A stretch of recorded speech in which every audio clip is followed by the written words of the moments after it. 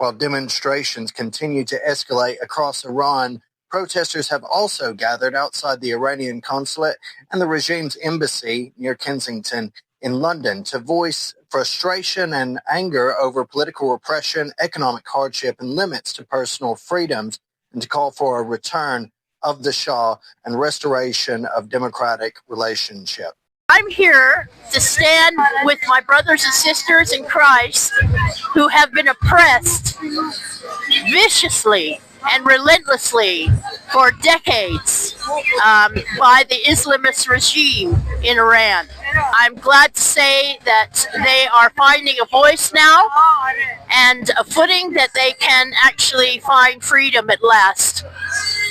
Apparently it's even against the law to have a Bible in Iran, and the oppression is so bad, murdering women for not covering their hair, and so many horrible things. I was at the consulate on Tuesday and hearing horrific stories of martyrdom that has happened, and families torn apart, and just murder, and the oppression is just a nightmare of out of proportion. And it's just horrifying. I'm here in London to support the Iranian community, both here and London, and obviously those that are back in Iran. We've been here again where we've been here before where we've been hopeful that the Islamic Republic may crumble, and it didn't. But this time it's pretty widespread what's going on across Iran. And I think that there is some hope, and I think hope not just for the Iranian people, but for the world. Because if the Islamic Republic of Iran crumbles, then, there are a lot of benefits to that. They're behind the Houthis, behind Hamas. I think the world will be a whole lot safer place when the Islamic Republic of Iran crumbles and disappears. The people take over. And I think a lot of these people will be desperate to go home and help rebuild their country as a free, secular society where they have true freedoms, where women have freedoms, where women have rights, because they certainly don't now. So I have hope. I have hope for a more positive future. Actually a bit longer, 18 years ago. We came to the UK, and I mean, we always felt very compatible. I mean, people ask, how is it that you're together? I said, well, from the Middle East, it's the same part of the world. And we never really had any issues in that regard. For us to come here, it's really important. We're very, very excited about what's happening in Iran right now. We were excited in 2022 with the Masa Amini riots.